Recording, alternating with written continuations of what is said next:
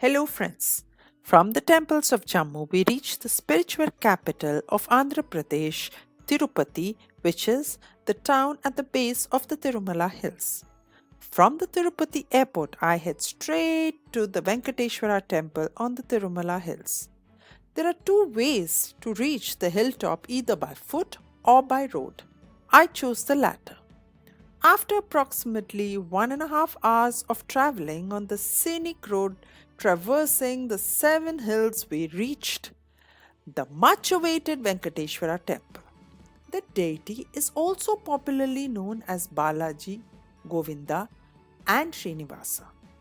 A popular legend says that Prajapati Brigu was entrusted to find out who was the most supreme amongst the three lords, Brahma, Vishnu, and Shiva.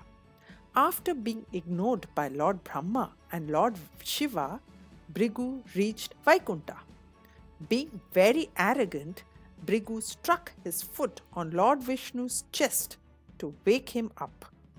However, instead of responding in anger, Lord Vishnu fell on Brigu's feet and started massaging it and tactfully closed Brigu's third eye on his foot. This eye is said to be the source of his yogic powers and arrogance. Unaware of the real reason, Goddess Lakshmi was disappointed with Lord Vishnu's reaction as she resides in his chest. So, she left him and went to meditate in Kolhapur.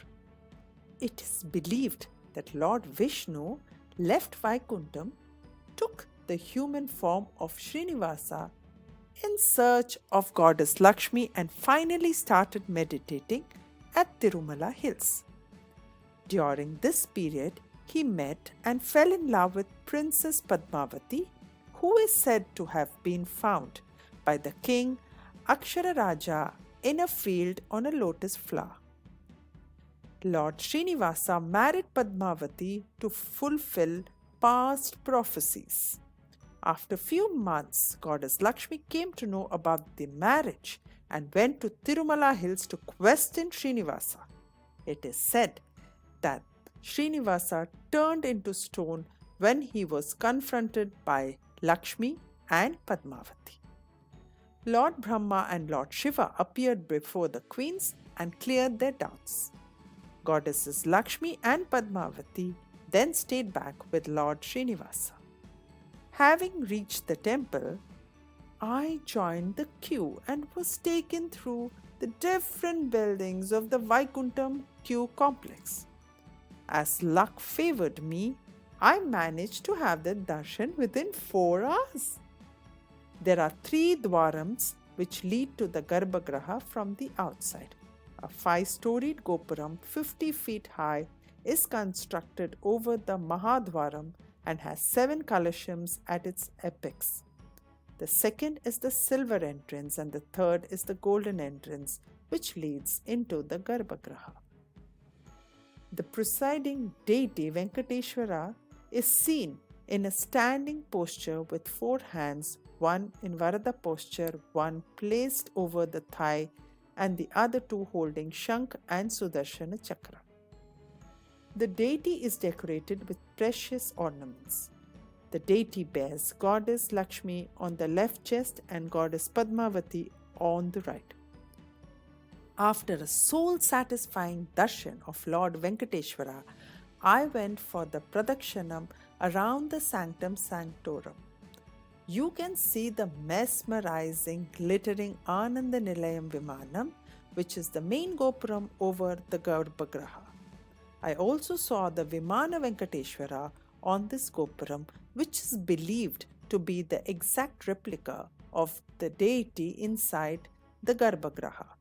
As I walked further, I joined the long queue of devotees to the main hundi to offer my donation. There is an interesting story behind this practice. Lord Vishnu took a huge loan from Kuber to marry Padmavathi as Goddess Lakshmi had left him. Devotees believed that they are also contributing to relieve the Lord's debt to Kuber. As we move towards the exit, the aroma of the freshly cooked prasadams draw you to the distribution counters. I was rewarded with puliodara or tamarind rice, which I promptly consumed in a jiffy. Of course, I did not miss collecting the world famous Tirupati laddu, for which there is another queue. I must not forget to mention that, as part of a popular belief, many devotees perform hair tonsuring as well. From here, I descended the hill and went straight to the Padmavathi Temple, which is situated in Tiruchanur, 5 kilometers from Tirupati. From the grand entrance, the sight of the towering milky white gopuram is eye-catching. As I approached the main sanctum, I had a great darshan of the main deity Goddess Padmavathi, also known as Alamelumanga. In keeping with the tradition here, I also offered lotus flowers to the goddess. Some believe that Padmavathi is an incarnation of Goddess Lakshmi. A visit to the Padmavathi Temple is a must while visiting Tirupati, as per the earlier mentioned legends. From here, I went to the famous Sri Kalahasti Temple, which is about 36 kilometers from Tirupati. The inner temple was constructed around 5th century and the outer temple was constructed in the 11th century by the ruler Rajendra Chola I. This temple has a gopuram 120 feet high and a 100-pillar mandapam. The temple is revered as one of the Panchabhuta Sthalam, where the presiding deity Lord Shiva is worshipped as Vayulinga. This temple is considered as the Kashi of South. It is the only temple in India which remains open during solar and lunar eclipses. This temple is very famous for Rahu Ketu Puja. Devotees believe that performing this puja will protect them from the astrological effects of Rahu and Ketu.